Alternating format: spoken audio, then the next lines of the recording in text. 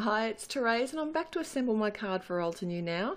I've got a piece of peach cardstock and I'm just cutting it down so there's a white border on my card. I've run it through an embossing folder, which is the next level geometric. It's a We Are Memory Keepers one.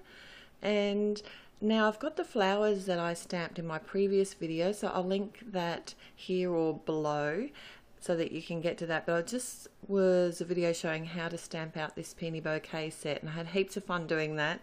And I also die cut them with the matching dies. So basically here I'm just working out my basic bouquet layout, and I just love the fact that there's this little white border around the flowers and the leaves. It means I can use this dark background and it's going to stand out, and by having the white border around the edge of the card as well, it just brings it all together. So once I'm happy with how I want that, I'm going to work out my sentiment now. Work on my sentiment now, I should say, and I'm going to be white embossing.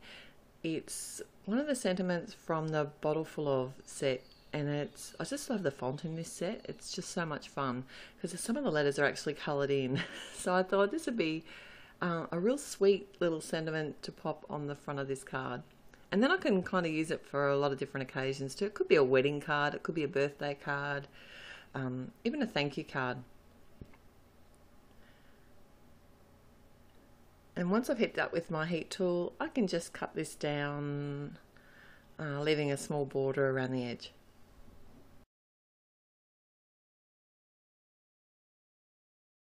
Okay, so here's something I do want to share with you. If your stamp layering doesn't stamp out perfectly, it's easy enough just to grab a matching pencil, one of the deepest colours that you've used, and literally just fill in the gaps with the pencil.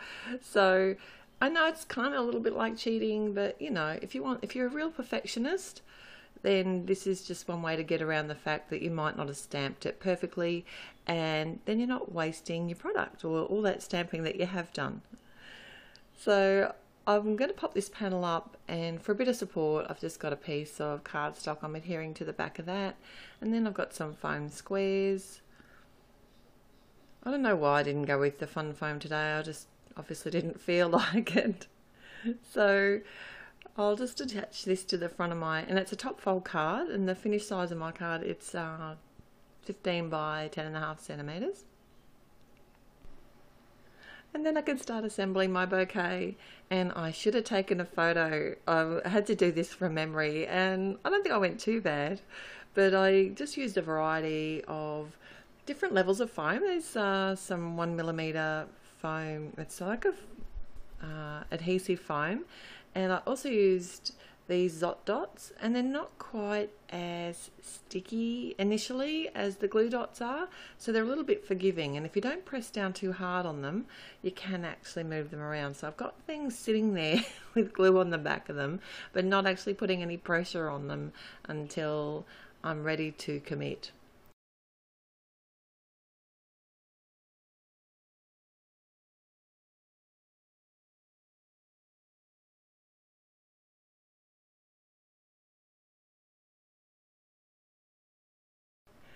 I also used some 2mm thick foam as well, some adhesive foam behind the largest flower, so that sat up quite a little bit higher.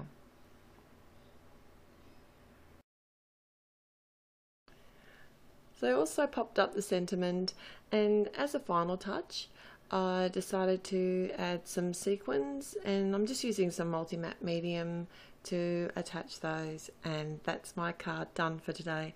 Thanks for joining me. I'll link the Peony Bouquet stamping video below if you're interested in seeing how I stamp out these flowers. Until next time, happy paper crafting. Bye.